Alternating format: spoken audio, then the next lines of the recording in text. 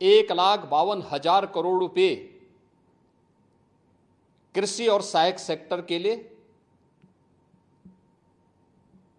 महिला सशक्तिकरण के लिए 3 लाख करोड़ रुपए से अधिक का प्रावधान किया गया है। ये बजट एक झुनझुना बजट है।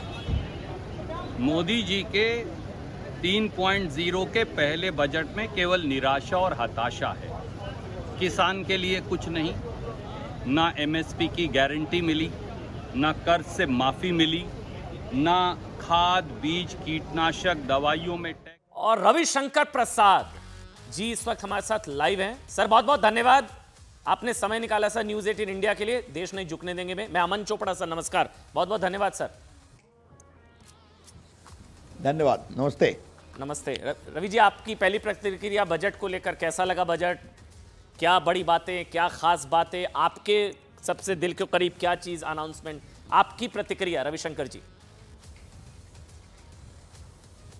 देखिए, ये सर्वव्यापी सर्वस्पर्शी बजट है।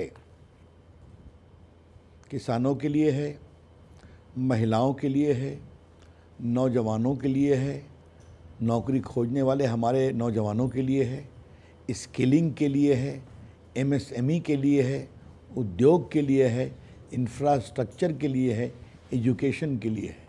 कैंसर की दवाई भी अब सस्ते में मिलेगी और पूरे इनकम टैक्स का सरलीकरण आप देख रहे हैं। तो पूंजी निवेश, इन्वेस्टमेंट, गरीब, किसान, महिलाएं और जो नौ प्राथमिकताएं आप देखे होंगे जिसके इर्द गिर्द ये पूरा बजट को विस्तारित किया गया है, वो अपने आप में विकसित भारत बनाने का एक बहुत बड़ा रास्ता बनाता है। मैं उस रूप में देखता हूँ उसको।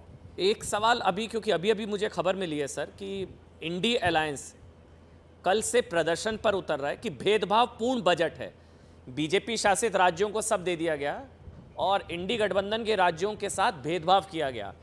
तो पूरा इंडी अलायंस कल से प्रदर्शन करने जा रहा है सर, भेदभावपूर्ण बजट। रविशंकर जी, ऐसा है कि अभी वो हारे हैं।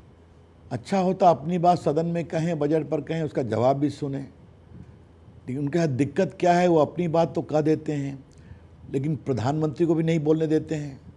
राष्ट्रपति के अभिभाषण पर धन्यवाद में राहुल गांधी ने स्वयं इशारा किया कि प्रधानमंत्री को विरोध करो।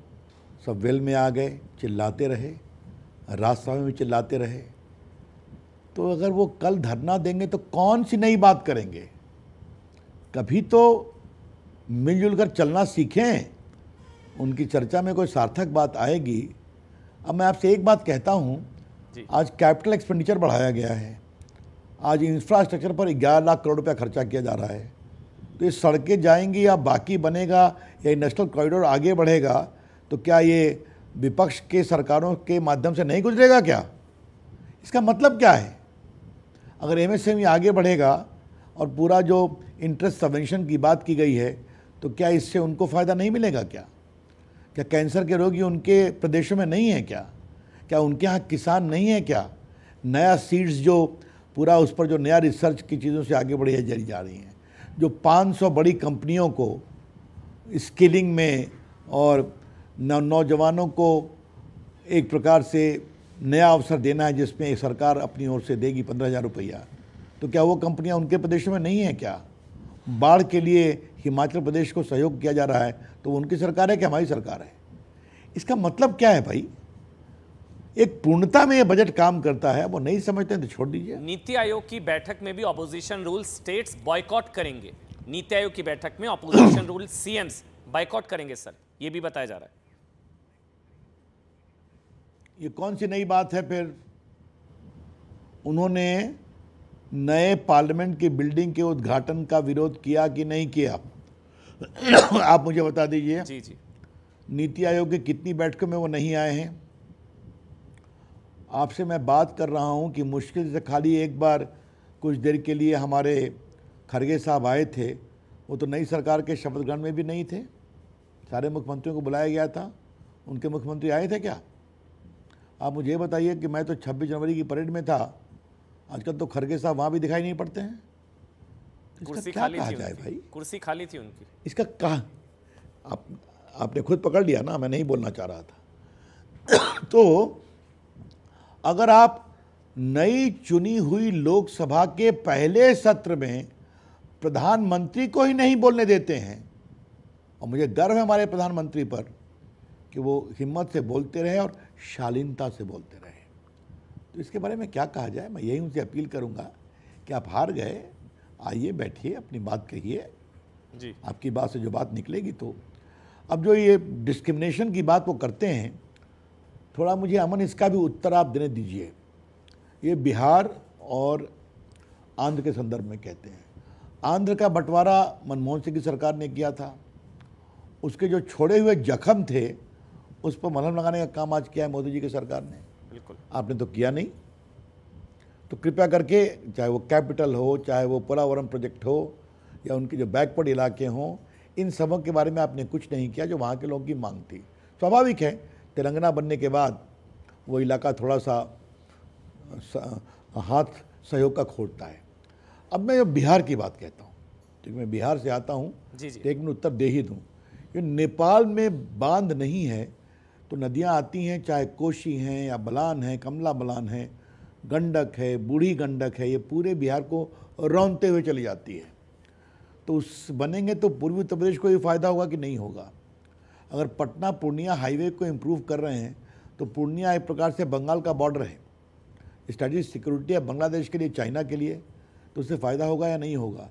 ये जो पूरा भागलपुर से लेके बक्सर की सड़क बन रही है, तो क्या आगे कलकत्ता और तो फिर ऐसे में उत्तर प्रदेश को फ़ायदा होगा कि नहीं होगा।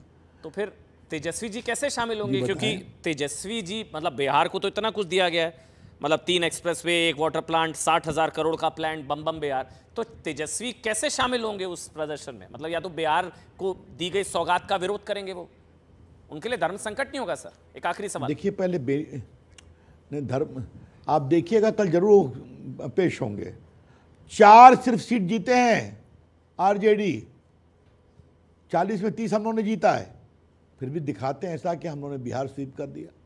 देखते हैं कल क्या होगा। मैं अपील करूंगा जी कि बिहार के समग्र विकास का, जिसका असर बाकी प्रदेशों पर भी पड़ेगा, अगर बोधगया, राजगीर, नालंदा, विष्णुपद मंदिरों को नए तरीके से एक कॉरिडोर के रूप में डेवलप करने की बात है, तो क्या बोधगया में दुनिया के टूरिस्ट नहीं आते हैं क्या? जापान, मलेशिया, कंबोडिया के टूरिस्ट नहीं आते हैं क्या? राजगीर, नालंदा में नहीं आते हैं क्या? तो क्या मतलब है इसका भाई? कृपा करके हमें होलिस्टिक रूप से देखना चाहिए, ये मैं कहना चाहूँगा। बहुत बहुत धन्यवाद रविशंकर प्रसाद जी, आपने समय निकाला सर। बहुत बहुत धन्यवाद न्यूज़ 18 इंडिया के लिए। धन्यवाद रवि जी।